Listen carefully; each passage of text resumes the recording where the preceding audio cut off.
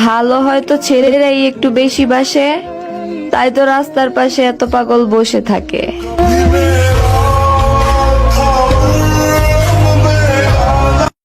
60 বছর বয়সে আমিও একদিন হুমায়ুন স্যারের মতো বলবো, আমি আজও একটি মানুষকে অসম্ভব ভালোবাসি। আমি জানি তোমার আমার মাঝে সবকিছুই শেষ, কিন্তু আমাদের স্মৃতিগুলোকে অন্য কারো কাছে গল্পে পরিণত করো না। सितम है खुदाया क्यों प्यार बनाया जो लूटे दिल का जहां। আমি ভালোবাসতে চেয়েছিলাম, তুমি চেয়েছিলে মুক্তি। অবশেষে বিচ্ছেদের মাধ্যমে শেষ হলো আমাদের ভালোবাসার চুক্তি। ये अजाए बेरुखी कै বুঝলে প্রিয়, সব সময়